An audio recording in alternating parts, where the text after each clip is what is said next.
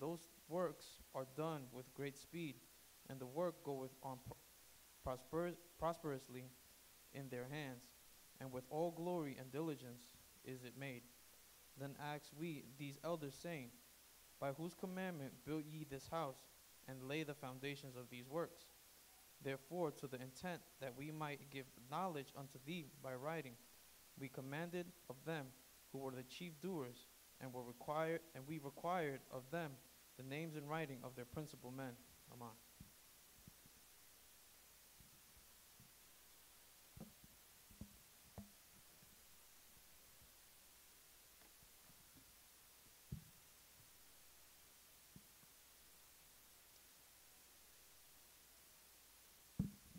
Shabbat Shalom, everybody. Brother Aban, tribe of Simeon, picking up at 1 Ezra chapter 5, chapter 6, verse 13.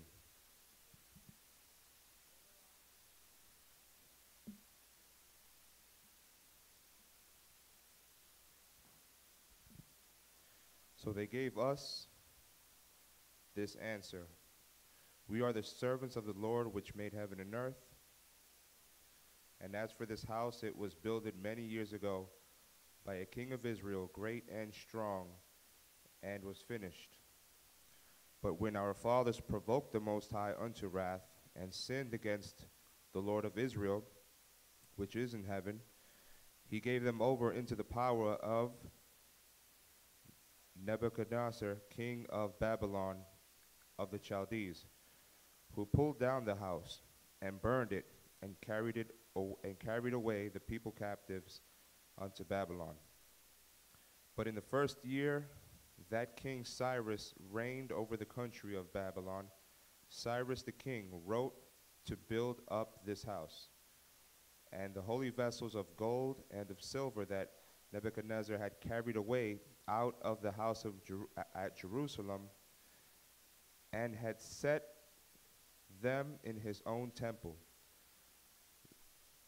Those Cyrus the king brought them forth again out of the temple at Babylon, and they were delivered to Zerubbabel and to Sennacherib the ruler. Last verse.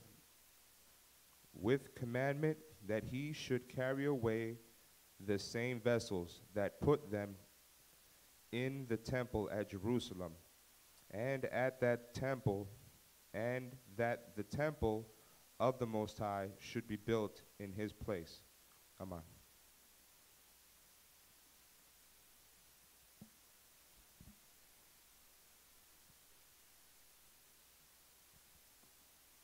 Shabbat Shalom.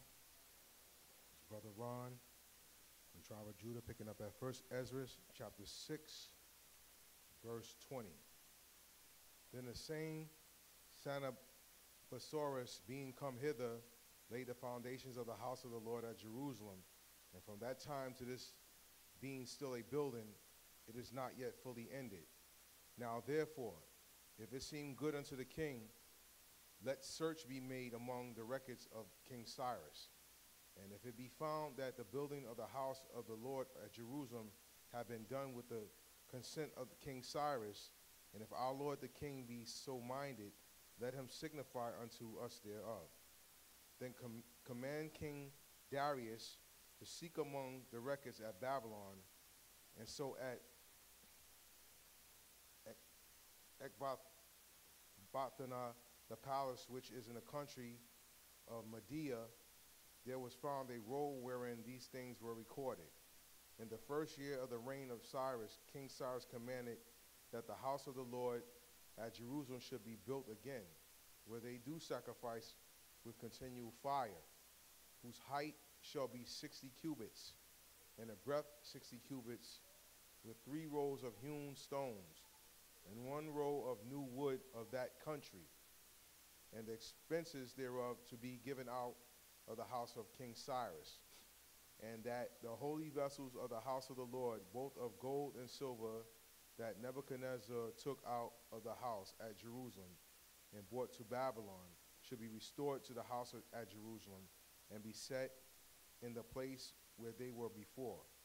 And also he commanded that Sisinus, the governor of Syria, and Phoenice, and Sathrabuzanes, and their companions, and those which are appointed rulers in Syria and Phoenicia, be careful not to meddle with the place, but to suffer Zerubbabel, the servant of the Lord and governor of Judea, and the elders of the Jews to build the house of the Lord in that place.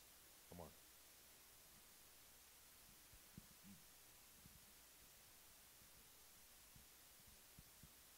My name is Amaudi.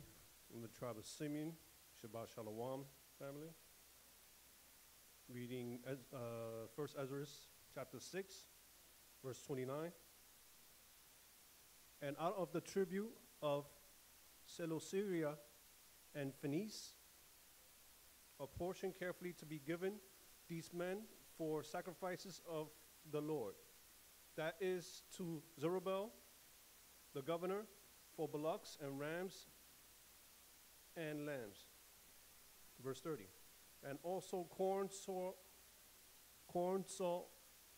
wine, and oil, and that continually every year without further question, according as to the priests that be in Jerusalem, shall signify to be daily spent. 31. That offerings may be made to the Most High God for the king and for his children, and that they may pray for their lives. 32. And he commanded that whosoever should transgress, and make light of anything of spoken or written out of his own house, should a tree be taken, and he thereon he be hanged, and all his goods seized for the king. The Lord, therefore, whose name is there, called upon, utterly destroy every king and nation, and stretched out his hand to hinder or damage the house of the Lord in Jerusalem. I, Darius the king, have ordained that according unto these things it be done with diligence. Chapter 7, verse 1. Then Sisinus of the governor of Seleucia and Phoenice, and Sathrabuzanes with their companions, following the commandments of the king Darius. Amen.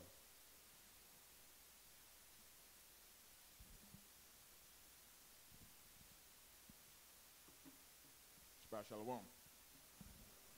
Brother Uriah, tribe of Judah. Reading from 1 Ezra chapter 7, verse 2. Did very carefully oversee the holy works, assisted the ancients of the Jews and governors of the temple. And so the holy works prospered when Aggeus and Zacharias, the prophets, prophesied. And they finished these things by the commandment of the Most High Power of Israel, and with the consent of Cyrus, Darius, and Artaxerxes, king of Persia. And thus was the holy house finished in 20th day of the month Adar, in the 6th year of Darius, the king of the Persians. Verse 6. And the children of Israel, the priests and the Levites, and others that were of the captivity that were added unto them, did according to the things which written in the books of Moses. Verse 7. And to the dedication of the temple of the Most High they offered 100 bullocks, 200 rams, 400 lambs, and 12 goats of the sin of all Israel, according to the number.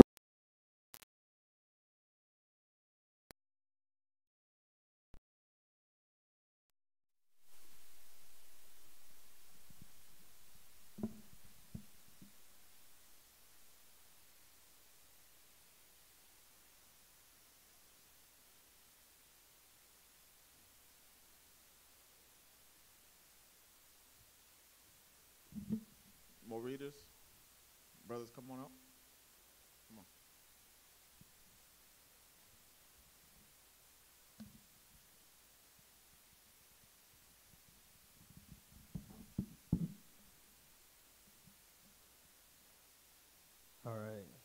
Brother Alfred from Jersey, House of Israel, Tribe of Judah.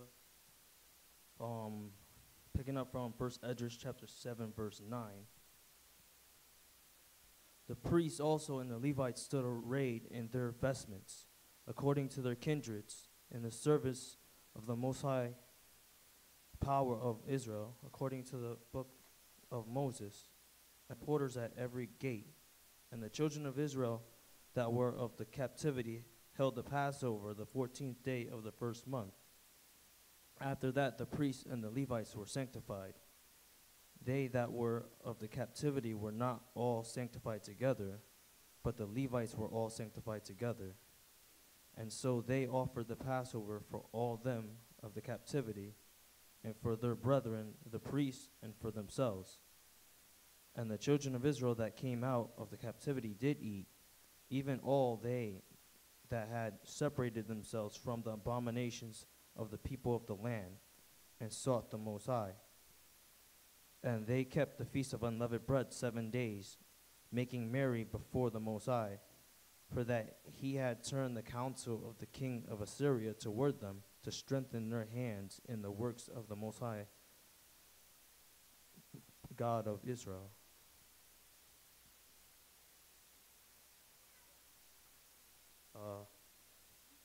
First Esdras chapter 8, verse 1.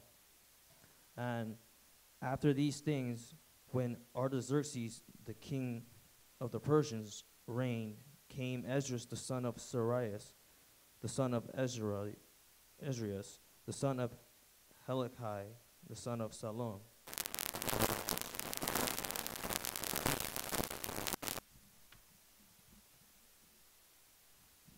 Shabbat Shalom, family.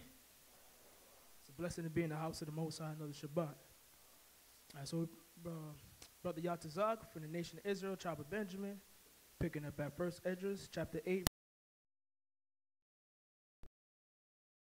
Achitob, the son of Amarias, the son of Azias, the son of Memorath, the son of Zarias, the son of Savias, the son of Bocchus, the son of Abizam, the son of Phinehas, the son of Eleazar, the son of Aaron, the chief priest. This Esdras went up from Babylon as a scribe, being very ready in the law of Moses that was given by the Most High God of Israel.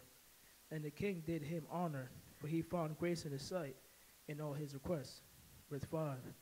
There went up with him also certain of the children of Israel, of the priests, of the Levites, of the holy singers, porters, and ministers of the temple, unto Jerusalem, in the 7th year of the reign of Artaxerxes, in the 5th month. This was the king's 7th year. For they went from Babylon in the 1st day of the 1st month, and came to Jerusalem, according to the prosperous journey which the Most High God gave them. For Esdras had very great skill, so that he omitted nothing of the law and commandments of the Most High God, but taught all Israel the ordinances and judgments. Verse 8. Now the commandments of the commission, now the copy of the commission, which was written from Artaxerxes the king, and came to Esdras, the priest and reader of the law of the Most High God. And this is this that followeth.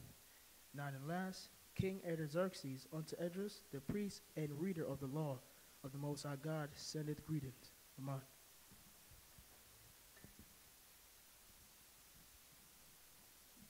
Shabbat Shalom, brothers and sisters. My name is Brother Zachariah from the tribe of Levi, nation of Israel, picking up in the book of 1 Esdras, chapter 8, verse 10. Having determined to deal graciously, I have given order that such of the nation of the Jews and of the priests and Levites being within our realm as are willing and desirous should go with thee unto Jerusalem. Verse 11. And many therefore as have a mind thereunto, let them depart with thee, as it have seemed good both to me and my 7 friends, the counselors. Verse 12. That they may look unto the affairs of Judea and Jerusalem, agreeably to that which is in the law of the Most High. Verse 13. and carry the gifts unto the Most High of Israel to Jerusalem, which I and my friends have vowed, and all the gold and silver that in the country of Babylon can be found to the Lord in Jerusalem. Verse 14, which that also which is given of the people for the temple of the Lord their power at Jerusalem, and that silver and gold may be collected for bullocks, rams, and lambs, and things thereunto appertaining. Verse 15, to the end that they may offer sacrifices unto the Lord upon the altar of the Lord their power, which is in Jerusalem. Verse 16, and whatsoever thou and thy brethren will do with the silver and gold, that do according to the will of the Most High. Amen.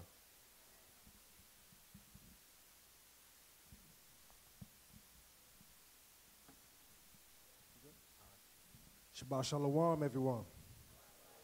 All right, we're in the book of First Esdras, chapter 8.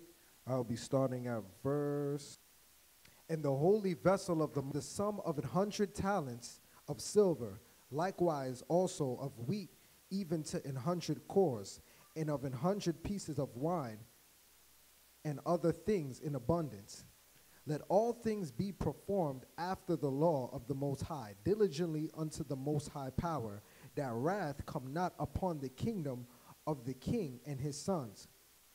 And I command you also that ye require no tax nor... All right. Nor any other imposition of any priest or Levite or holy, and no man have authority to impose anything upon them. Verse 23, and thou, Esdras, according to the wisdom of ordain judges in justice that know the law of thy power, and those that know it not thou shalt teach. Amen. Let's get situated here, 2 seconds.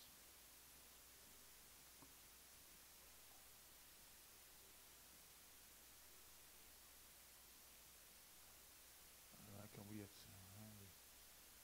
know,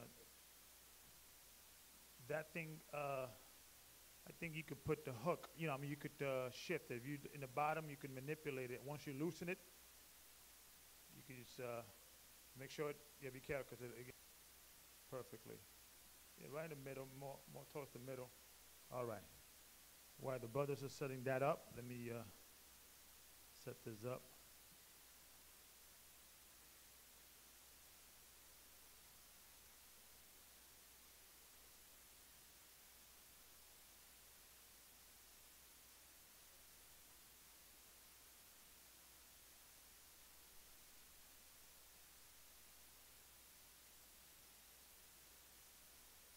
Pretty good. So, Yatab, are you ready to go? Or are you still working on adding that piece?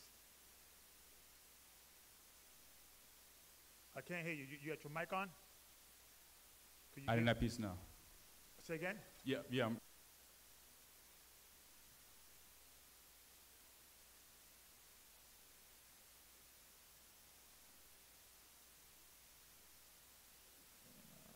to grab this.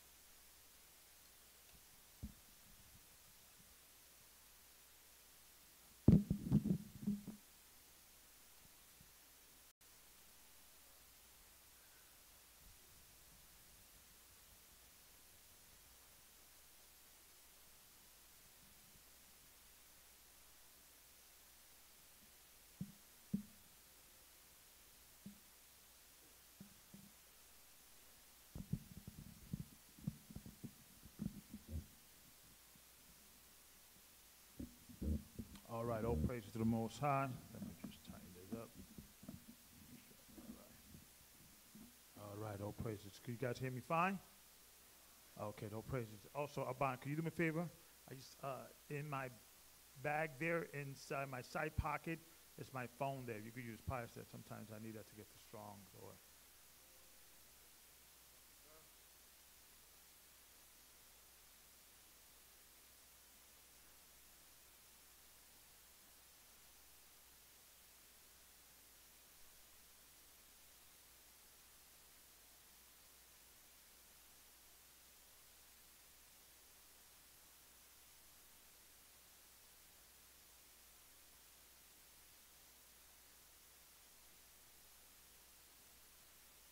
All right, all praise to the Most High. So we're going to get ready. Before we begin, let's give the Most High a hand and his only begotten Son. Double, triple, quadruple honors forever and ever and forever. Amen. All praise to his name. So today we are in the tail end of the Feast of Unleavened Bread. We're going to have a small PowerPoint lesson. Yatab, how we doing? It was up now. It's not. We're waiting for the projector? Yeah. To do what? Turn on? To turn on, yes. Okay. Oh, okay. So, okay, here we go. Turn it on. Outstanding. All right. So it's we're going to go into the law, into the biblical history of the unleavened bread, the history of the first Passover, which actually was kept in Egypt, and then we're going to go into how do we keep it today, and we're also going to go into some archaeological evidence. I'm sorry, I'm Spanglish.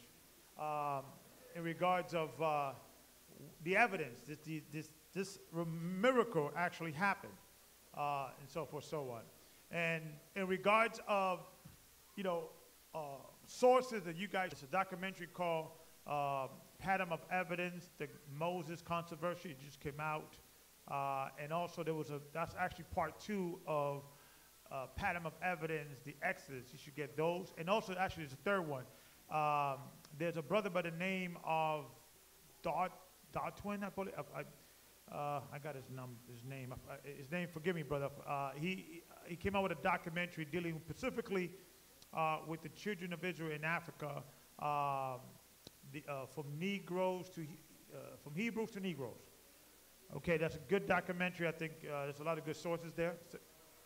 Charles Dalton, Ronald Dalton. Ronald Dalton is the brother's name. I actually spoke to the brother on the phone maybe 3 weeks, 4 weeks ago, and then we had a good conversation. Maybe he was going to probably do another tour in New York. We'd probably go Vimeo. Okay, I think it's like $9, $9.99.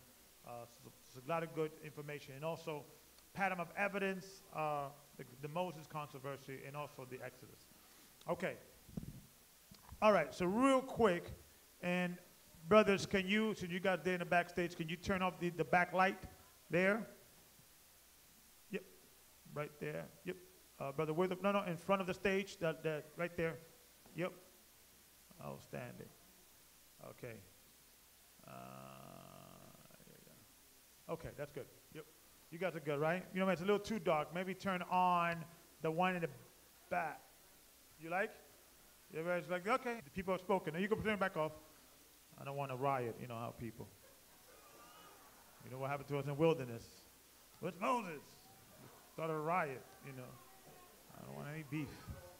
All right, all praise to the Most High. So we're going to get started. So, Yatab, are we good? We're good, Elder. All right, outstanding. Okay, so let's go to the next slide. Of course, this is the premise of the today's lesson. Shalom, G.O.C.C family. Today we are going to take a look into the Feast of Unleavened Bread and how to keep it properly, right? So we're going to go into a lot of sometimes debate and when do we start eating not eating and so forth, so on. And there's a lot of people actually that were eating unleavened bread Friday night, thinking that the cutoff time or the time to start eating unleavened bread is Saturday night or the 15th day of the evening, but it's actually upon the 14th day of evening and things of that nature. It's from the 14th day of evening to the 21st day of evening. So we're going to go into that. Okay. So let's go to the next slide. Okay, so we're going to do a lot of reading, right? So just bear with me. We're going to actually read chapter 12 of Exodus and chapter 13 of Exodus in its totality. Okay? So I might charm here and there, but we're going to read the entire thing. Okay? So our first Passover was where? In Egypt, right? So I want to establish something, and I want you guys to notice certain things when Moses commanded the children of Israel to do certain things. Okay? And see if you guys pick it up. So let's read chapter 12, verse 1. And the Most High spake unto Moses and Aaron in the land of Egypt, saying, This month shall be unto you the beginning of months. It shall be the first month of the year to you. Speak ye unto all the congregation of Israel, saying, In the 10th day of this month they shall take to them every man a lamb, according to the house of their fathers, a lamb for an house. Him and his neighbor next unto his house, take it according to the number of the souls. Every man according to his eating shall. If you don't have enough, check with your neighbor. Hey, can I grab one lamb because I don't have enough? Yes, I do. Okay, so make sure that every household has adequate food to eat for that night, right? So let's read. Verse 5. Your lamb shall be without blemish, a male of the first year. Ye shall take it out from the sheep or from the goats, and ye shall keep it unto the 14th day of the same month. And the whole assembly of the congregation of Israel shall kill it in the evening. And they shall take of the blood and strike it on the two side posts and on the upper door post of the houses, wherein they shall eat it. And they shall eat the flesh in that night, roasted with fire, and unleavened bread, and with bitter herbs they shall eat it. Eat not of it raw, nor sodden at all with water, but roast with fire, his head and with his legs, and with the purtenance thereof. And ye shall let nothing of it remain until the morning, and that which remaineth of it until the morning ye shall burn with fire. So, the way we used to do, we should get 2 sticks, some form of platform. We mount the lamb. Okay, we skin it. First, we slice the throat. We remove all the blood, fire in the bottom. We'll season it, and then we roast it, right? And then every man, when we're there, we cut a piece, right, and we eat it, right? So it was enough. So if it's a large family that needs 3 lambs, you will cook 3 lambs. If it's a small family, all you need is 1, you will just cook 1, okay? Right, the lean meat. Read. Verse 10. Unto the morning ye shall burn with fire, and thus shall ye eat it, with your loins girded, your shoes on your feet, and your staff in your hand. And ye shall eat it in haste. It is the Lord's Passover. For I will pass through the land of Egypt this night, and will smite all the firstborn in the land of Egypt. I am the Most High. And the blood shall be to you for a token upon the houses where ye are. And when I see the blood, I will pass over you, and the plague shall not be upon you to destroy you when I smite the land of Egypt. Next slide. Okay. Verse 14. And this day shall be unto you for a memorial, and ye shall keep it a feast to the Lord throughout your generations. And ye shall keep it a feast by an ordinance forever. 7 days shall ye eat unleavened bread. Even the first day ye shall put away leaven out of your houses. For whosoever eateth leavened bread from the first holy convocation, and in the 7th day there shall be a holy convocation to you. No manner of work shall be done in them, save that which every man must eat, that only of the sacrifice. So you are working, you're planning, you're putting, you're separating, you're making the best, of the best garment, your best oil, your best lamb, your best sheep, everything that you are getting ready that day, you separate, you examine, make sure there's no blemish. So you are working, okay, but you're just not doing servile work, worldly work, checking your mail, checking your emails, checking out your garbage, painting your house, meaning that nail that you have to take out. You got 6 days for that, right? So let's read. Verse 17. And ye shall observe the feast of unleavened bread, for in this selfsame day have I brought your armies in the first month, on the 14th day of the month at even. At the 14th day of the month at evening. 14th day of the month at even, ye shall eat unleavened bread, until the 21st day of the month. To the 21st day of the month. So let's count.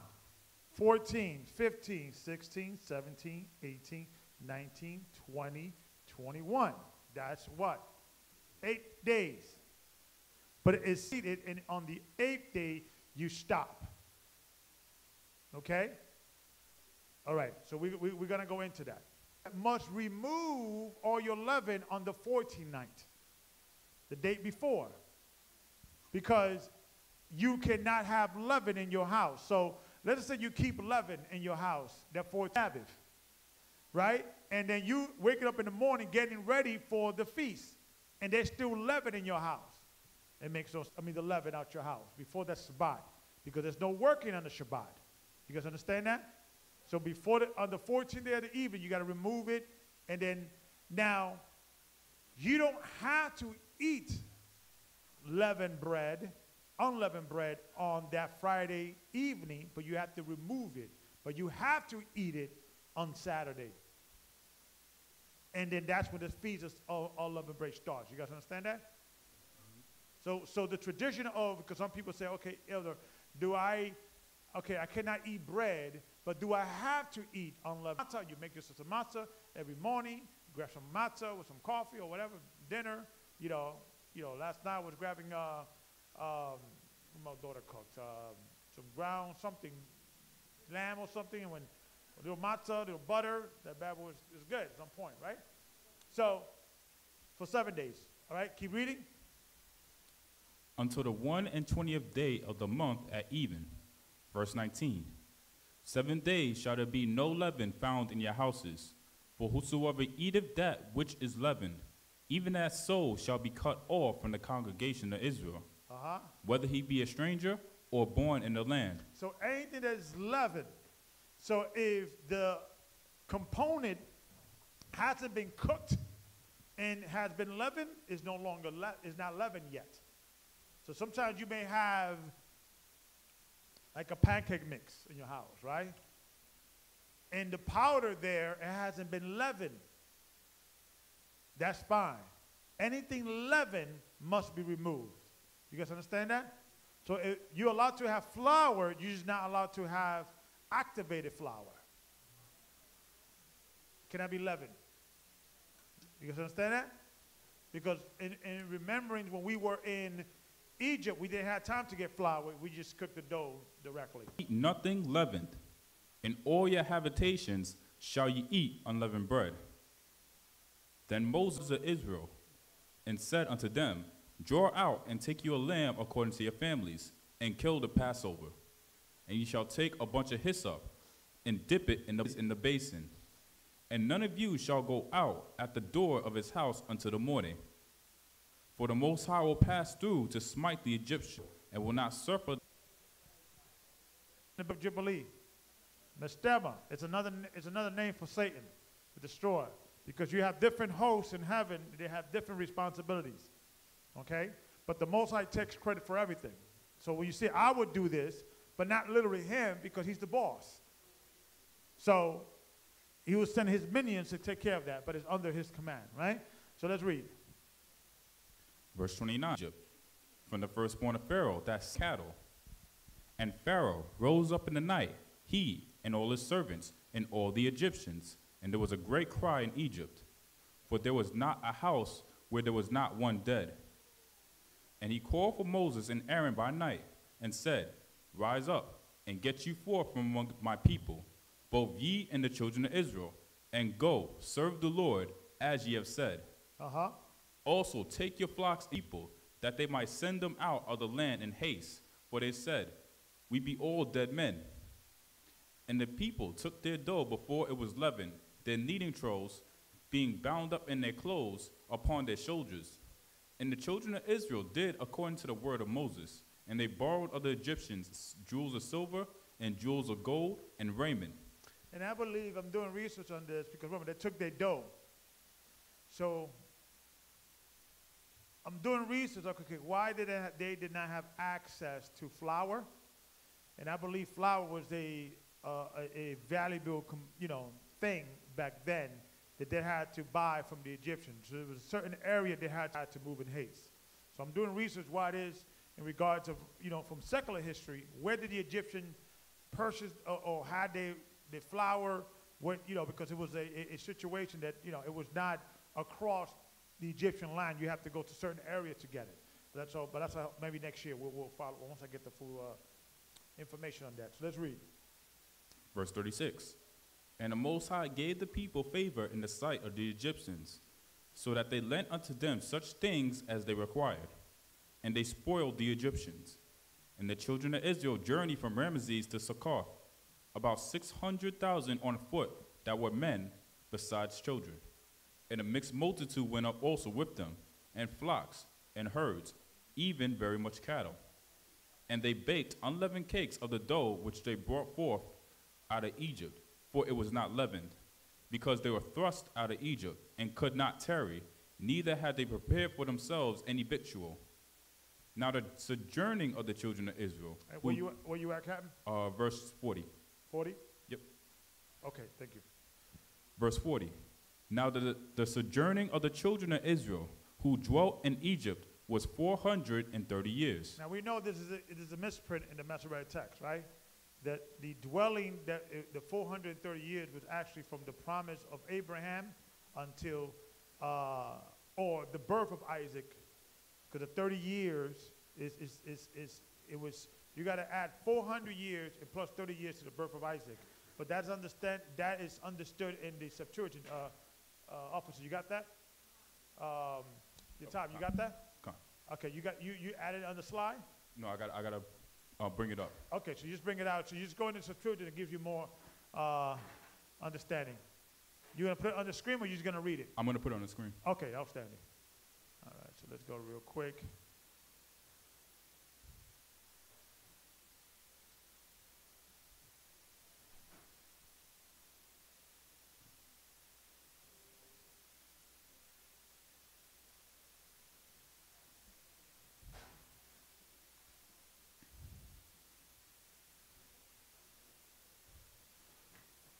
So this is in the Septuagint. This is Exodus chapter 12. You want me to start at verse 40 or? Yep, verse 40 is fine. 30 years. On that very day, all the hosts of the Lord went out from the land of Egypt. It was a night of watching by the Lord to bring them out of the land of Egypt. So this same night is a night of watching kept to the Lord by all the people of Israel throughout the generations.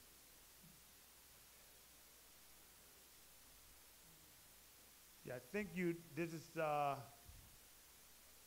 sure this is, I don't think this is Septuagint. I think, make sure you get this, that one, see what that, just put it Septuagint, that's all. Just put it Septuagint, it will come up, and take off Exodus real quick. Check up and then put a Septuagint Bible online. Something like that, and then I know the one that. All right, bear with me.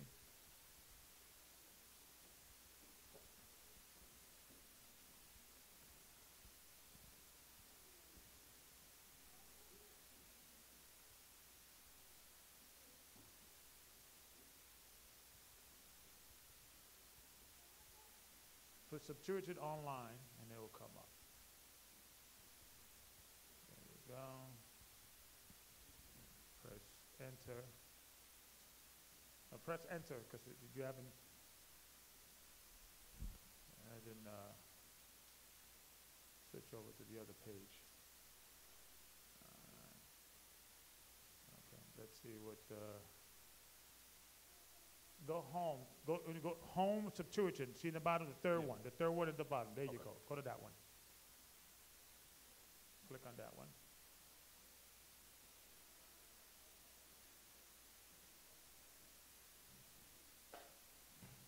Channel. Sometimes it may slow things up.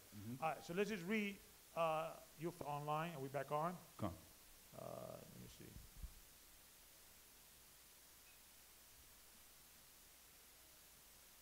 Okay, so let's read it. Okay, so this is from the Septuagint. This is Exodus chapter 12, verse 40.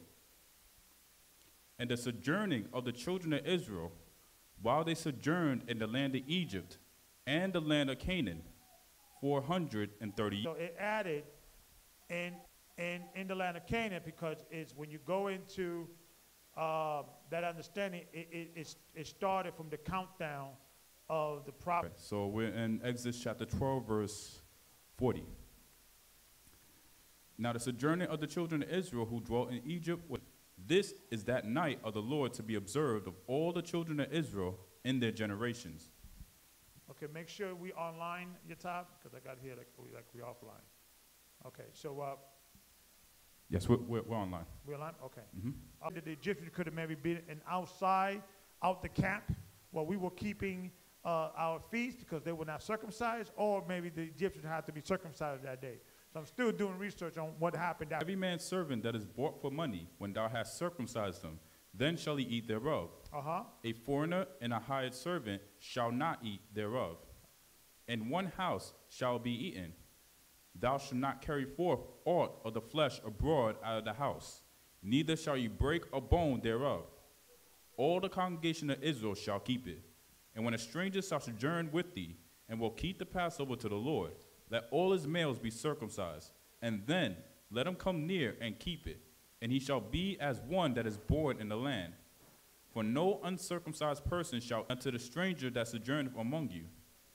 Thus did all. This is chapter 12, verse 21. Then Moses called for all the elders of Israel and said unto them, Draw out and take you a lamb according to and strike the lintel and the two side posts with the blood that is in the basin. Right? I want you guys to pay attention. Read. And on the two side posts, the Lord will. Where are you? Verse 23. All right, so go back. And these were when they were painting, where they were kind of putting the blood over the lintel and things of that nature. And also, it says, read 23. Verse 23. For the Lord will pass through to smite the Egyptians, and when he seeth the blood, not suffer the destroyer to come in unto. The ritual of blood and order was not established, right? So every man had to do this, something that traditionally a Levi would do, because the Levi order has not been established. You guys understand that? Okay. So it was afterwards that he removed, go to chapter 13, verse 1. And the Most High spake unto Moses, saying, that survived the death of that night. The Most High commanded Moses, I want firstborns, whether it be beast or man, right, that would not die, is those that were within the doorsteps of the lintel. You guys understand that? Right? Let's read. Both of man and of beast, it is mine. Verse 3. So everything that survived that was the firstborn belongs to the Most High. Your children and your goat and your lamb and your stocks, right? Read. Verse 3. And Moses said unto the people, Remember this day in which ye came out from Egypt, out of the house of bondage. For by strength of hand the Lord brought you out from this place. There shall no leavened bread be eaten. This day came ye out in the month Abib. And brothers, can you set this up? Because we need this video that I want to post, and we need we can set this up. And I'm going to pass you this one, and you can just put it, but just, position it when we're ready to switch over to the video. You can maybe lower it and all that good stuff. Okay, so let's keep reading. Verse 5. And it shall be, when the Lord shall bring thee into the land of the Canaanites, and the Hittites, and the Amorites, and the Hivites, and the Jebusites, which he sware unto thy fathers to give thee, a land flowing with milk and honey, that thou shalt keep this service in this month. 7 days thou shalt eat unleavened bread, and in the 7th day shall be a feast to the Lord. Unleavened bread shall be eaten 7 days, and there shall no leavened bread be seen with thee, neither shall there be leaven seen with thee in all thy quarters. And thou shalt shew thy son in that day, saying, This is done because of that which the Lord did unto me when I came forth out of Egypt. So now he's actually speaking to that generation. So the little children that are born, right, I'm alive. The only reason why the firstborn are alive is because that happened, right? So he's speaking to that generation right there. Read. Verse 9. And it shall be for a sign unto thee upon thine hand, and for a memorial between thine eyes. That will be your evidence. I obey the most. And in the verse 9. For with a strong hand hath the Lord brought thee out of Egypt. Thou shalt therefore keep this ordinance in its season from year to year. So And it- year to year is a reminder that the firstborn were rescued and saved by the destroyer, right? Let's read. Verse 11, and it shall be when the Lord shall bring thee into the land of the Canaanites, and every firstling that cometh of a beast which thou hast, the males shall be the Lord's. And every firstling of a donkey shalt redeem with a lamb. And if thou wilt not redeem it, then thou shalt break his neck. So the redeem, every donkey has to be redeemed with a lamb, meaning the firstborn of a donkey, because of donkey animals, that donkey has to have a lamb to represent it.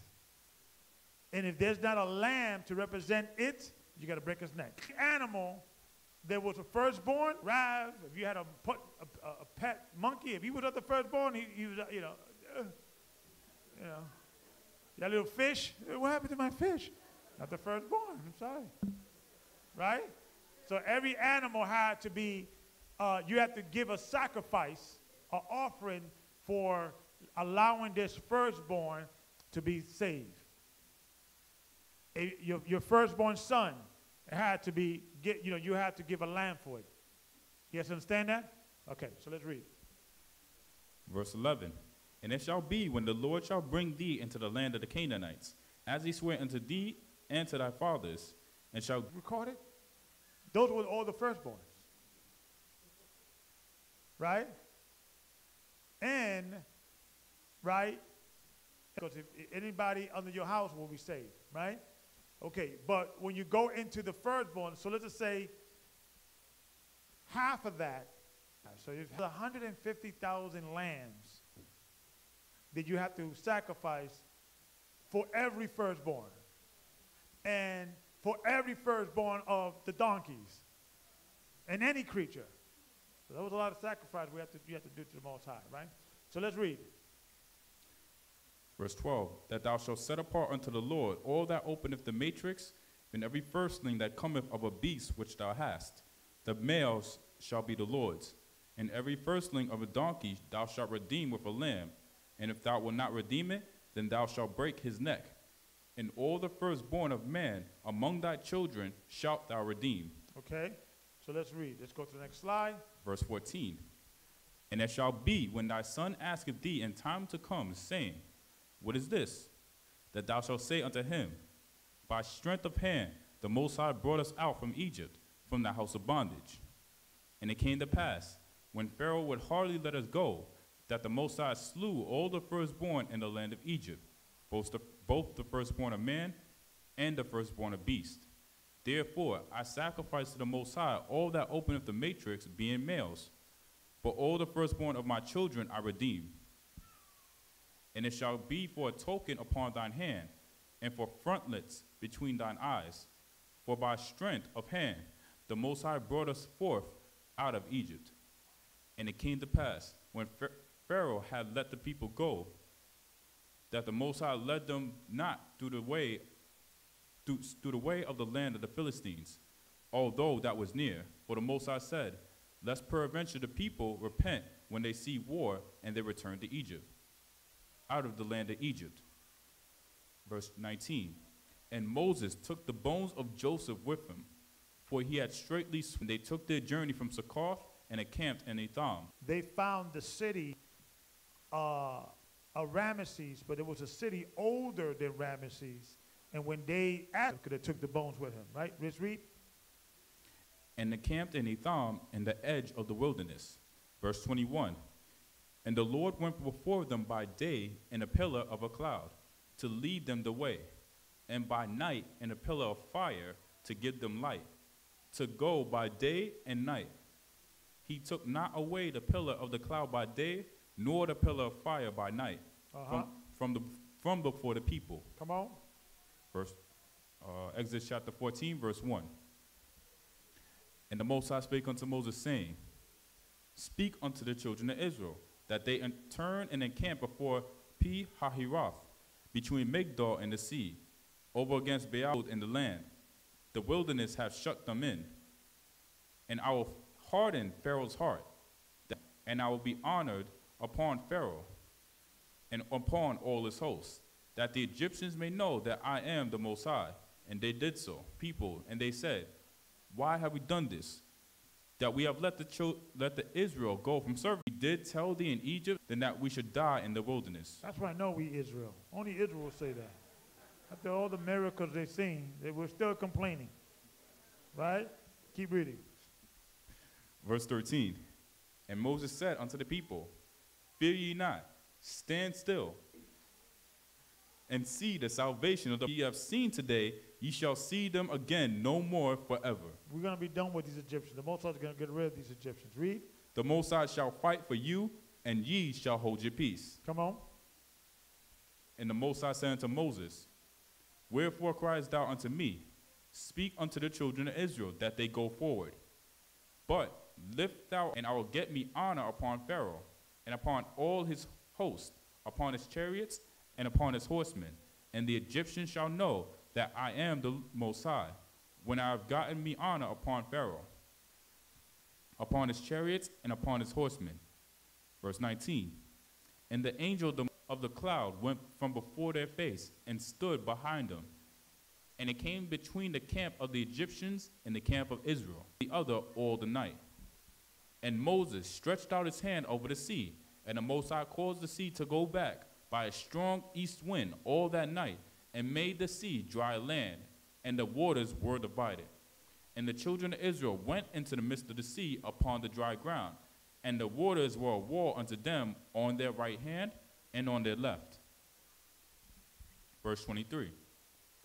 And the Egyptians pursued and went in after them to the midst of the sea, even all Pharaoh's horses, his chariots, and his horsemen. The Lord looked up unto the host of the Egyptians through the pillar of fire and of the cloud, and troubled the host of the Egyptians, and took off their chariot wheels, that they drave fighting for them against the Egyptians. And the Most High said unto Moses, stretch out thy hand over the sea, that the waters may come again upon the Egyptians, upon the chariots, and upon their horsemen. Verse 27. And Moses stretched forth his hand over the sea, and the sea returned to its strength. And when the morning appeared, the Egyptians fled against it, and the Lord overthrew the Egyptians to the sea after them. There remained not so much as one of them. But the children of Israel walked upon dry land in the midst of the sea, and the waters were a wall unto them on their right hand and on their left. Thus the Lord saved Israel that day out of the hand of the Egyptians, and Israel saw the Egyptians dead upon the seashore. And Israel saw that great work which the Most High delivering our forefathers.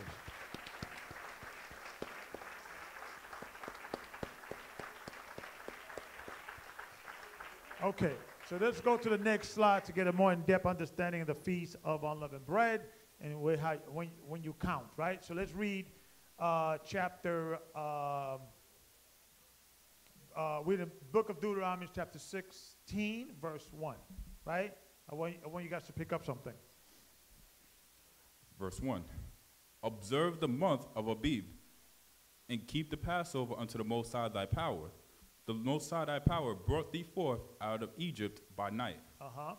Thou shalt therefore sacrifice the Passover unto the Most High thy power. Thou shalt choose to place his name there. Thou shalt eat no leavened bread with it. 7 days shalt thou eat unleavened bread therewith, even the bread of affliction. For thou camest forth out of the land of Egypt in haste. Come on. That thou mayest remember the day when thou camest forth out of the land of Egypt all the days of thy life. And there shall be no leavened bread seen with thee in all thy coast 7 days, neither shall remain all night until the morning. Thou mayest not sacrifice the Passover within any of thy gates, which the Most High thy power giveth thee, but at the place which the Most High thy power shall choose to place his name in. There thou shalt sacrifice the Passover at even, at the going down of the sun, at the season that thou camest forth out of Egypt. And thou shalt roast and eat it in the place which the Most High thy power shall choose. And thou shalt turn in the morning. So we're setting up is giving you the time period. So the time period is on the 14th day at evening, and then, or the word there between going into the going out of the fourth day into the 15th day, right? Let's read. Verse 7. And thou shalt roast and eat it in the place which the Most High thy power shall choose. And thou shalt turn in the morning when you turn in the morning, right? And go unto thy tents. So when you go into your tents, right? Read.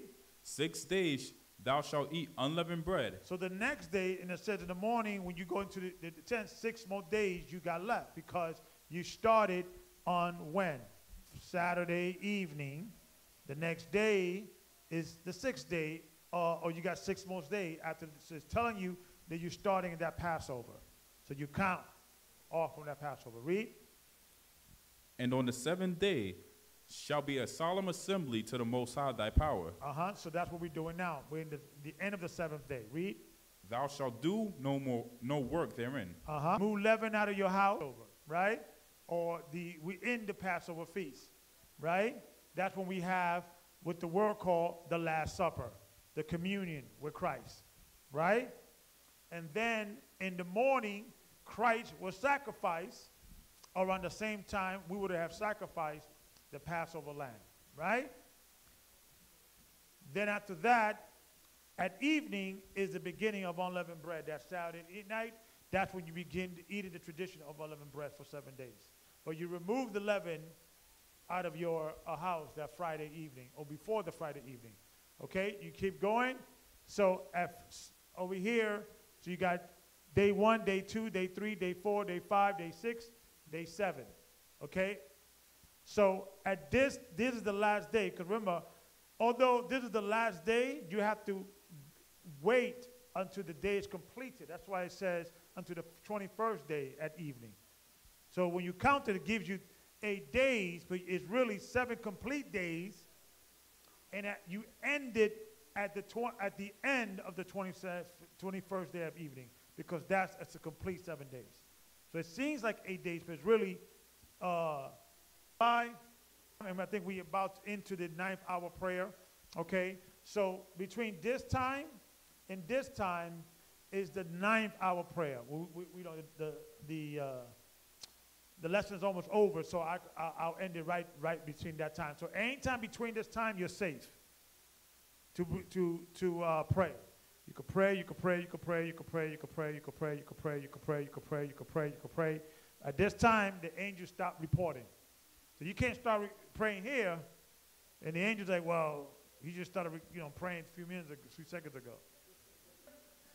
He's having forgiveness right now. He's doing it right now. It's 3 hours. So when you count, it's the completion of 1, the beginning of 2. Next slide. Messed that up because it's going all over the place. Just keep going to the next slide. Just keep going. Yeah. Is there any archaeological evidence of Israelite crossing the Red Sea and the Egyptian being swallowed up by it? Okay, so let's grab this mic, brothers. And I'm going to grab this mic. Go back. I'm sorry. Go back. The source, and you can read.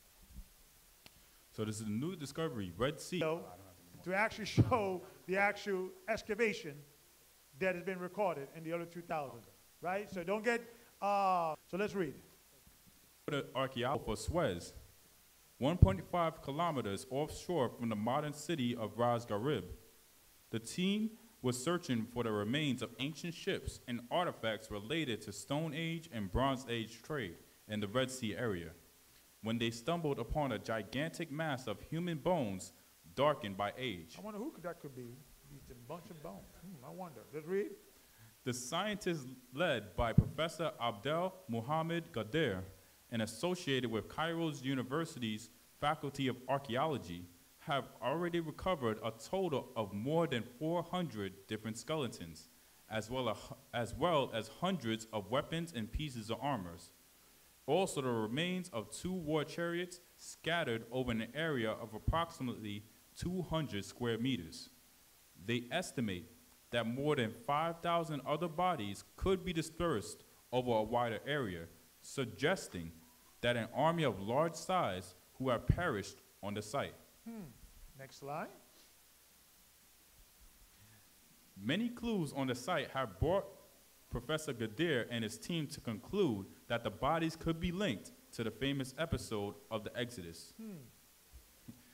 First of all, the ancient soldiers seem to have died on dry ground, since no traces of boats or ships have been found in the area. The positions of the bodies and the fact. And let's see how powerful the Most High is. When he departed the Red Sea, he actually made the bottom of the sea to be dry. He removed the water molecules out of the dirt. So it was like dry shod.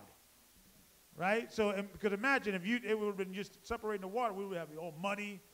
We would be like, come on, Grandma, all this mud. Right? Dry shod. We was like, yeah, nice floor. We could, right? Let's read. The positions of the bodies and the fact that they were stuck in a vast quantity of clay and rock imply that they could have died in a mudslide or a tidal wave. The sheer number of bodies suggests that a large ancient army perished on the site and the dramatic way by which they were killed. Both seem to corroborate the biblical version of the Red Sea crossing, when the army of the Egyptian Pharaoh was destroyed by the returning waters that Moses had parted. This new find certainly proves that there was indeed an Egyptian army of large size that was destroyed by the waters of the Red Sea during the reign of King Akhenaten. Okay, read go back. Just read at the bottom. This is actually part of the article. They had a European Moses, so I just removed the real picture. Okay.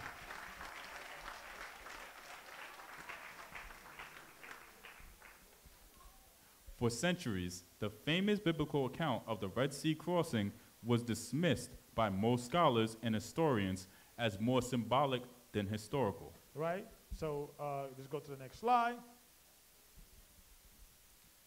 This astounding discovery brings undeniable scientific proof that one of the most famous episodes of the Old Testament was indeed based on a historical event. It brings a brand new perspective on a story that many historians have been of Egypt could indeed have an historical base. A lot more research and many more recovery operations are to be expected on the site over the next few years. Well, you will find scoffers that, because this is a pro-Christian article, obviously, right? But you'll find scoffers that say, well, it's inconclusive, looks like it could have been, and things of that nature. So you're going to find scoffers out there. And those that saw the pattern of evidence, the Moses controversy, that individual, that brother actually exposed the biasness in academia. He did. So there is bias, because if most academia, most scientists, and things of that nature, they deal with the earth is 1 billion years old, evolution, the Bible's a myth, this weakens their point and strengthens our point. So they always got to bring other people that will bring, what's that word, reasonable doubt whether this was really found, right? So let's keep reading that article. We're going to go to the next slide. A lot more research and many more recovery options are to be expected on the site over the next few years, as Professor Gabar and his team have already announced their desire to retrieve the rest of the bodies and artifacts to be one of the richest. This magnificent blade from an Egyptian Khophis was certainly the weapon of an important character. It was discovered near the remains of a richly decorated war chariot, suggesting it could have belonged to a prince or nobleman. So I'll, 1, 2, can we fix this? Does it sound horrible?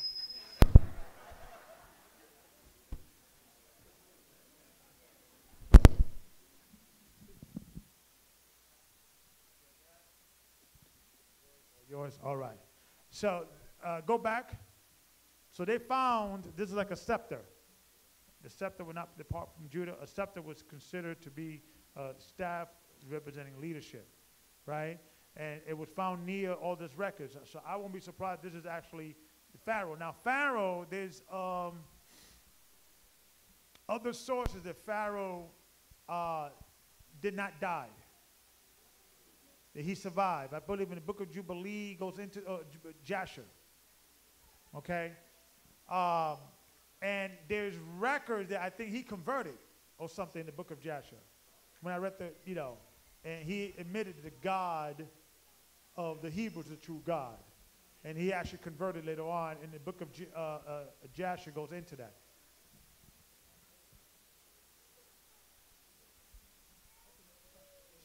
I'll give you this one. No, that's fine. Okay. All right. So this could be the one that actually, Pharaoh himself was like, okay, this is enough. Let me throw this stupid hat away. Let me humble myself to the God of the universe, right? So who knows? But these are things that was recorded, right? Okay. Let's go to the next slide. So we're gonna get a video, and we're gonna put the sound on, and it's like, I think it's a 4-minute video, and it goes into the early 2000s, the discovery of these things.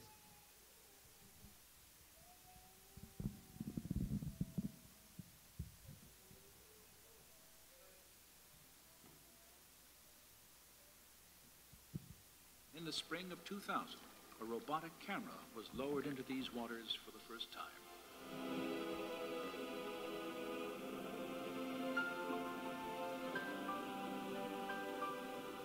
This has never been done. No one have been in the area at all with a remote control camera. The robotic camera's survey revealed many shapes and objects familiar to Moeller, including coral formations with right angles, arches, discs, and straight shafts fused into larger masses that had the appearance of twisted wreckage. Now, when we have been able to go back and forth with a remote control camera, we can repeatedly see that these strange structures we are looking for are there. Not at one place, but you see them again and again and again. There are situations where you see something that looks like an axle, a hub, something that looks like a wheel, and you say to yourself, this is not a coral reef, this is a coral growth on an artifact. And that is what's different to me when I compare corals at other locations around the world. Since the earliest explorations at Nueva, one distinctive type of formation has often been identified on the sea floor. A slender, table-like structure, sometimes standing on end, with a coral-encrusted base, a straight shaft, and a circular top. It's a 90-degree angle, a right angle, between something that looks like an axle and the wheel. And you can see this in different varieties, and it looks very different from normal coral growth. And it is like a man-made structure with a coral growth on it. In the midst of them, Pan Tien photographed this circular object attached to what appears to have been a broken axle or hub. This discovery was significant for two reasons. Pan Tien had documented the coral-encrusted form of a wheel with dimensions similar to ancient Egyptian artifacts, directly across from the proposed Nueva crossing site. Her find also provided independent confirmation of earlier evidence establishing wheel-like formations on both coasts of the Red Sea, in accordance with descriptions in the biblical record. And the Lord looked down on the Egyptian army, and he made the wheel.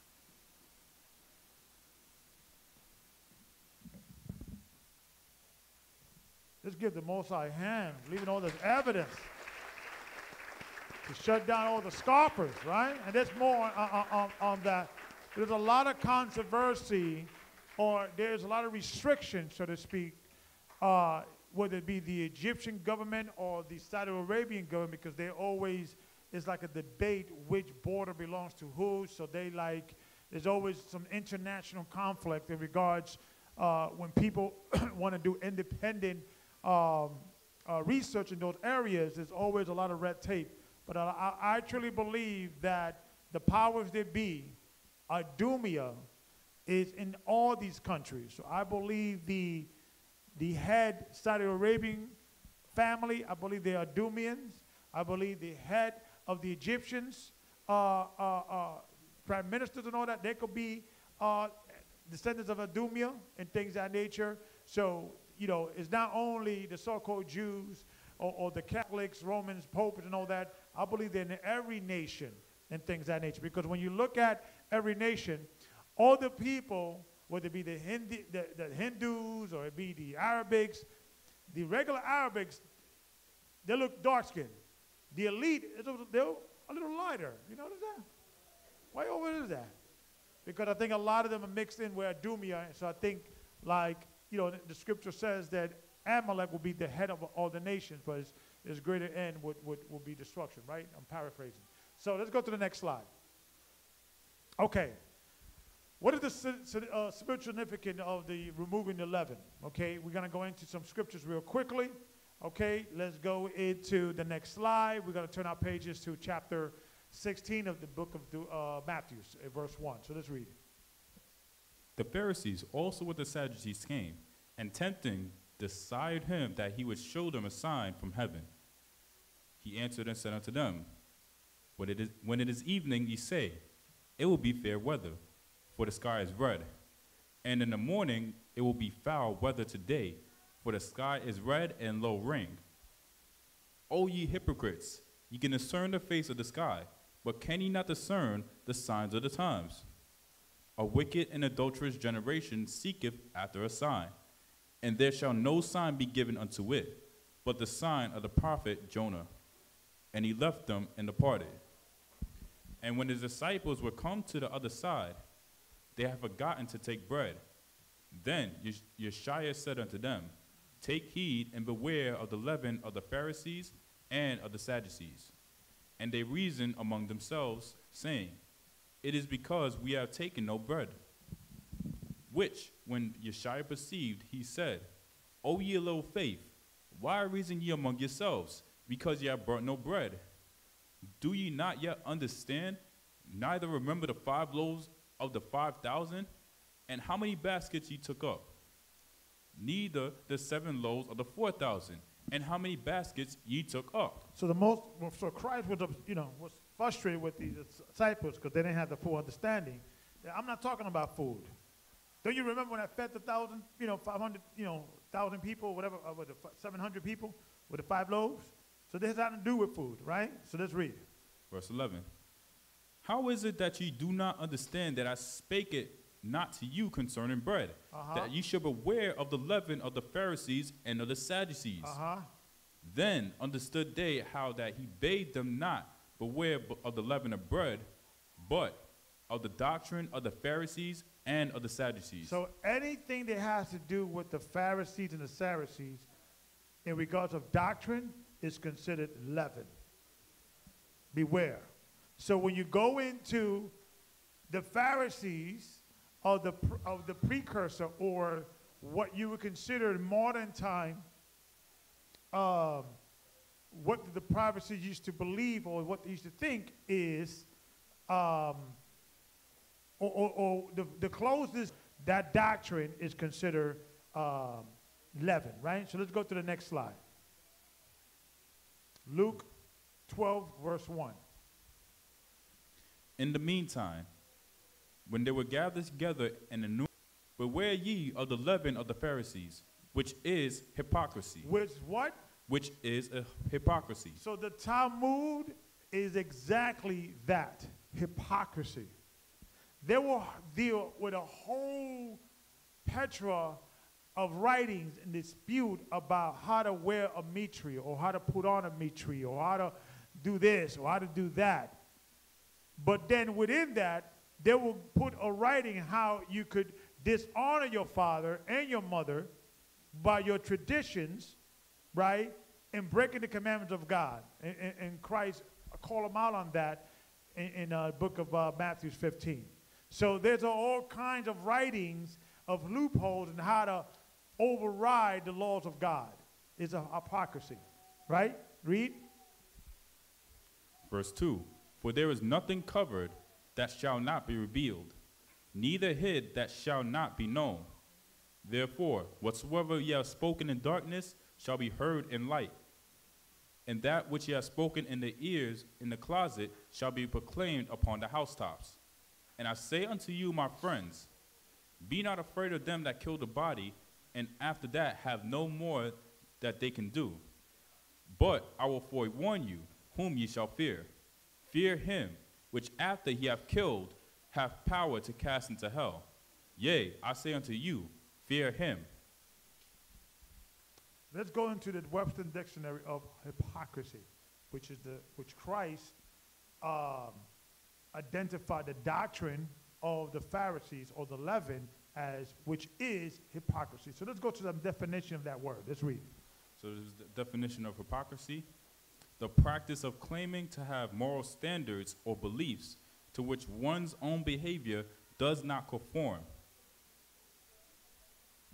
Pretenses. Keep reading. His target was the hypocrisy of suburban life. Synonyms are sanctimonious, sanctimony, pietism, piousness, affected piety, affected superiority, false virtue, cant, humbug, pretense, posturing, speciousness, empty talk, insincerity, falseness, falsity, deceptiveness, deceit, deceitfulness, deception, dishonesty, dissembling, dissimulation, duplicity, imposture, two-facedness, double-dealing, and informal phoniness. And the rare Phariseeum. Phariseeum. Rare Phariseeum. Phariseeism. You guys see that?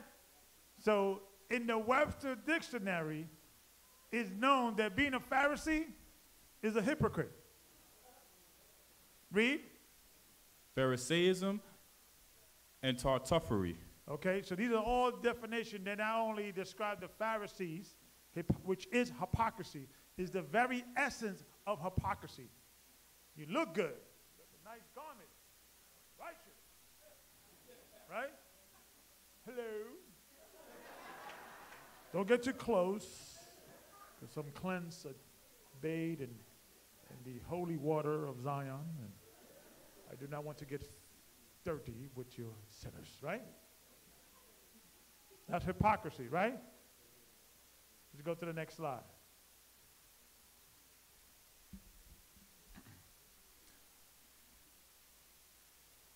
So this is 1 Corinthians chapter 5, verse 1. It is reported commonly. So we're going into every single time the word leaven was associated, what things it was associated with. So now we know is what? Hypocrisy. So you cannot be a hypocrite because that is so associated with what? Leaven. So every year in the feast of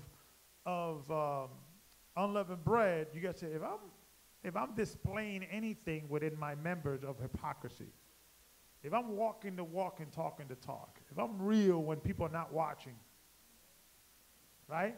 So those things you have to examine. So let's go to 1 Corinthians chapter 5, verse 1. It is reported commonly that there is fornication among you, and such fornication as is not so much as named among the Gentiles, that one should have his father's wife. And ye are puffed up, and have not rather mourned, that he that hath done this deed might be taken away from among you.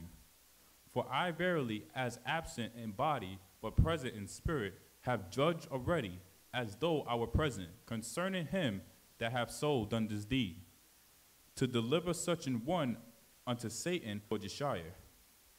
Your glorying is not good. Purge out therefore the old leaven, that ye may be a new lump, as ye are unleavened. For even Christ, our Passover sacrifice. Paul was directing the church that we will keep in the feast, but we must keep it right. Feast, not with old leaven, neither with the leaven of malice and wickedness, but with the unleavened bread of sincerity and truth. I wrote unto you in an epistle, not to company with fornicators, yet not altogether of the world.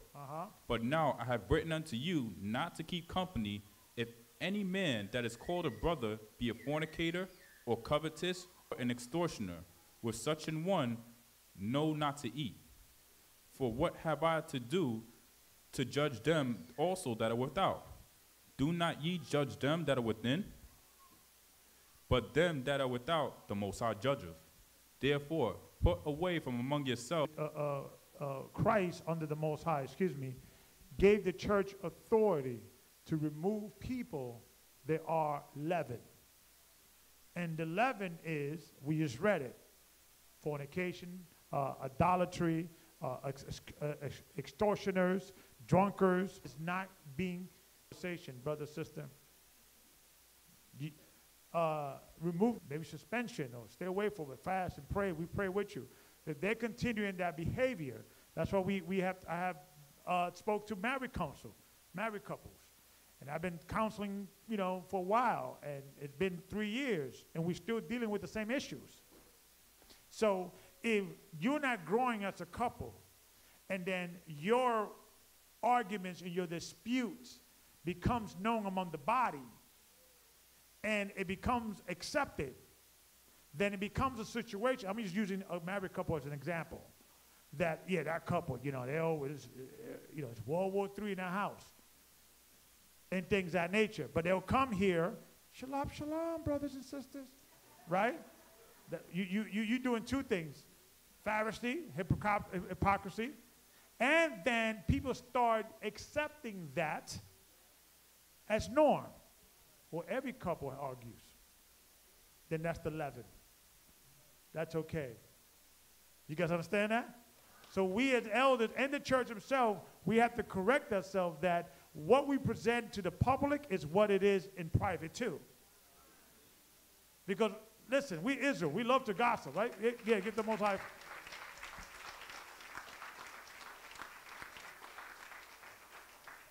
Right? Because if we let things be, because he's a nice guy, she's a nice girl, they hold a position in the church, I need him, he's the editor, he's this, he's that, information officer. I know he has a weed problem, or he has a, drunken problem. He slapped his wife last night, and, we're going to bury it under the rug. And these things are always part of it, because I don't want 6 months from now to be like, Gabar knew? Right? That's the leaven. I'm not saying that we're not going to be dealing with issues. We're not going to be dealing with struggles, but we have to address it and hit it on. Don't cover it up. Don't edit and abet it.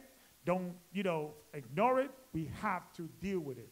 And if you are dealing with a issue that can bring in leaven to the house and into the church, into the body, you have to examine that. Right? You have alcohol with your smelling like, midnight, whatever, moonshine, right? You have a cigarette problem, and you fell off. You're about to go to the Sabbath, and you smoke, and okay, you know what? I can't bring you to this church. So every man and woman and child have to take their due. We're gonna bring in leaven into the church, right? So let's go to the next slide.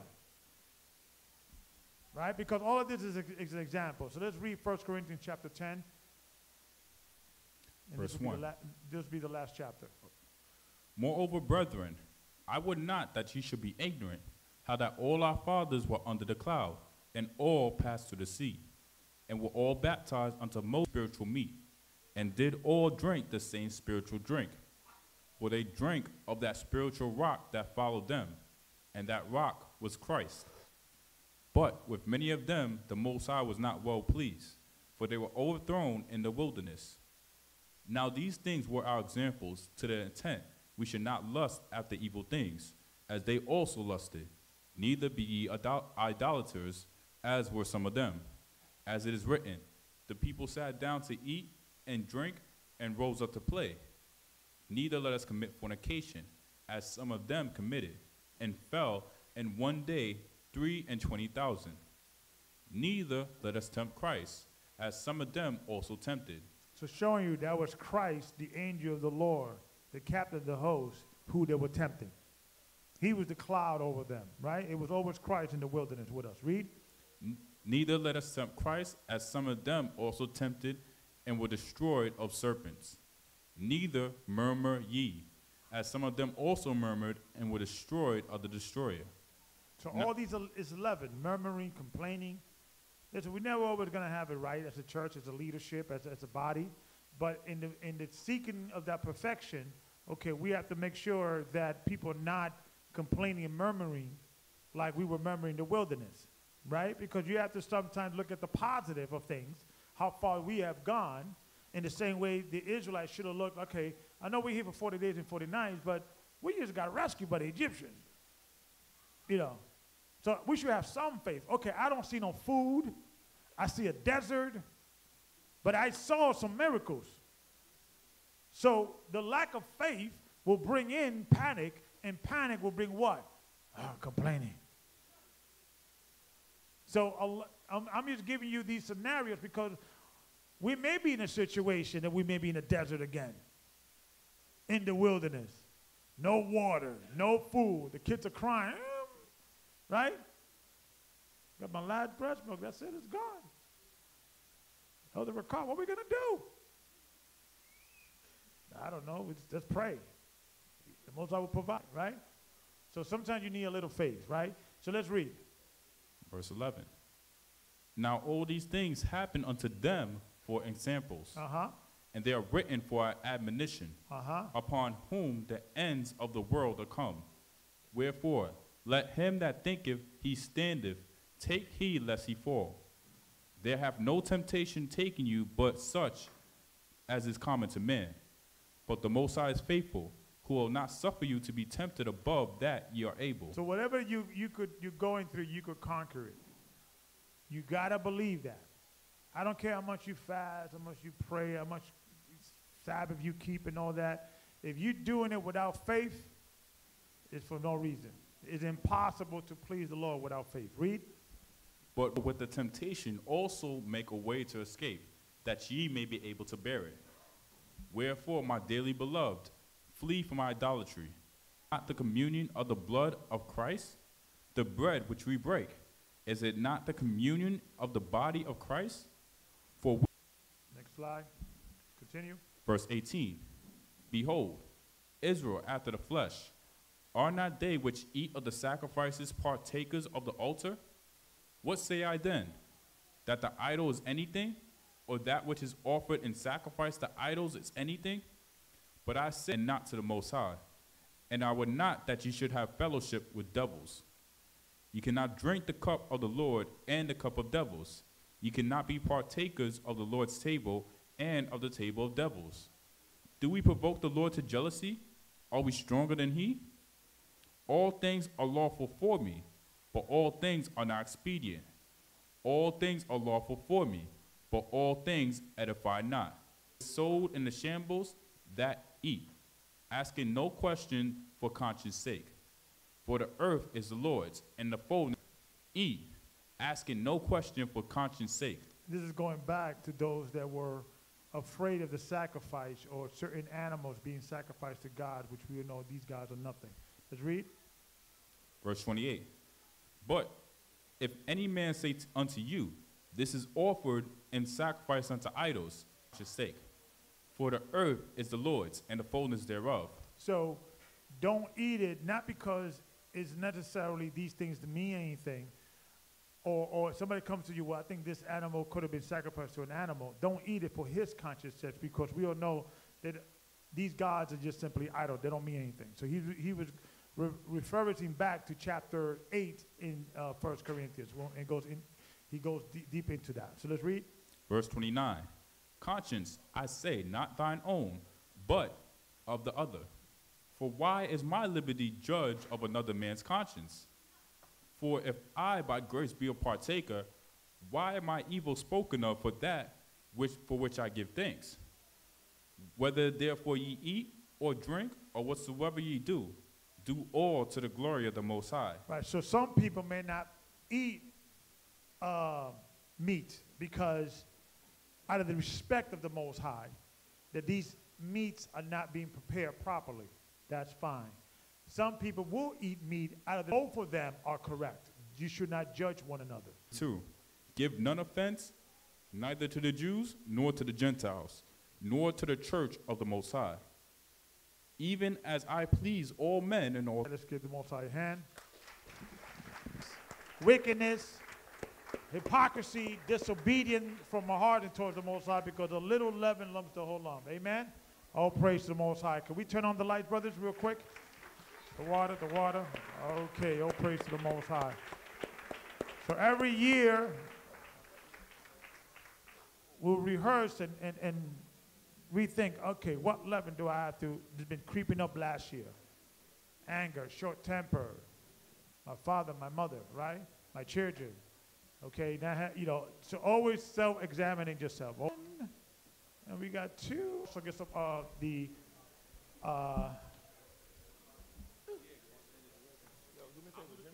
Abani, you could just move this from the stage. Also, you could turn on the lights. All praises.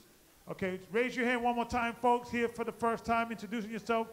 Okay, we see a sister in the back, and we see over here. Raise your hand one more time for the officer can see you real quick. Okay, we got a sister right here and a sister in the back. My name's Michaela. My sister invited me, and I'm here to praise the Lord. All right, welcome. Straight to the point. Okay, we have another sister right here. Raise your hand right here, right here. Pastor Mike, thank you. Who are you and why are you here? Hi, everyone. My name's Sheree. I'm from Brooklyn, but I reside in the Bronx, and I'm here because I'm trying to follow Yeshua's law, statutes, and commandments, and sometimes I'll be tempted, like earlier in trying to get here, I was attacked by someone, and instead of dealing with it the way that I usually deal with it, I just took it another way, in a positive way. So I'm just here because I have to get my soul together spiritually, because everything that's ungodly is of the flesh, and it's not good. Oh, So okay, nice you're in the to right meet place. brothers and sisters. Welcome, welcome, welcome, sister. Oh, praise God. I think we spoke to yesterday, I believe, over the phone. Okay, thank you, sister, for coming. I saw more hands over here in the back. Just raise your hand one more time. We see a sister over here with the black. I see another sister over here with the brown. Who are you? Why are you here? Who? What's it? That's a brother and that's a sister in the back. I'm sorry. Yep. Okay. Who are you? Why are you here? My name is G.O.C.C. I'm from Poughkeepsie. My sister Val invited me to come celebrate with you guys today. All right. Welcome, brother. Welcome. Is that your biological sister? No. Oh, okay. It's okay. So you're bringing the family over? Okay. We're all a big family anyway. Cousin. That's my cousin. Fifth degree removed. Right? Who are you? Why are you here, sister? Hi, so my name is Shanita, this is Brenda, this is Kashi. We just came seeking more truth. Okay, where you guys are from? Oh, I'm sorry, yeah, we're both from the Bronx. Bronx? Okay, Yes. okay. How you heard about the church? I have 2 sisters that are with the congregation in Charlotte. Charlotte, okay, all praises. Welcome. Thank you. Thank you. All praises. Anybody else? Okay, all praises. Visitors, okay, so we're going to get started with the feast, okay, but before we do that, we're going to go do a collection. We want everybody to try to give as much as possible because we're having some, of course, last week we were not here, so we didn't collect. And of course, we had a lot of expenses we still have to pay still. So whatever you guys could give is going to be highly appreciated and highly needed. If Officer Shawan, I know we had the buckets over there. We could maybe grab some of the buckets, some of the brothers and officers. I think Shawan stepped out to get the envelopes. Okay, so just bear with us. He's going to get the envelopes, and we'll be getting ready for the feast. And Sister Church, we're going to usher in with a song, okay? And then we're going to also have communion, and then we're going to start with the feast. And I think, are we doing the play today? Okay, all right, we're going to do the play today again. No praises. We're going to cut it down a little bit if certain scenes were cut, or Oh, Sister Shirley was trying to get away. It's like, man, I hope he forgot about. He remembered. Okay, but we let the Spirit guide us. Sister Shirley, whatever you want to do, whatever whatever you could do. Okay. And the dance. Okay.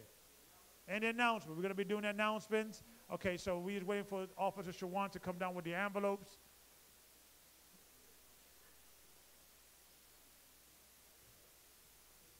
Those that are from Jersey, make sure you write down New Jersey. Okay, if you're not from New Jersey, you don't have to write it down because obviously you're going to be local. But if you're from New Jersey, write down New Jersey for then those tithes and offerings could be catered. Because the New Jersey congregation is here, so you from the New Jersey area, just put New Jersey, okay, in your tithes and offerings, and that will be credit for New Jersey with Deacon Shamard and Shayla. Thank you so much. Okay, we're still waiting for.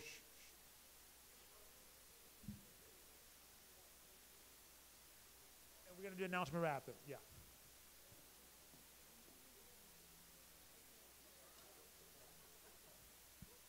All right, so we're waiting for Shawan. He'll be here soon. No, but I'm saying, he's getting the envelope. That's what we're waiting for? Okay. Can we? I'm just wondering what we're waiting for. Greg, can we get or find out Shawan where he's at and what's going on so we could have an idea? So maybe we could do the announcement first, and then we could, if it's going to take longer. He's upstairs? Okay, we need to find out what's going on with that. The envelopes? Okay, so what we're going to do is we're going to do the announcement first. And Sister Naomi, okay, is going to come up and do the announcements, and then we will be ready for the collection, and after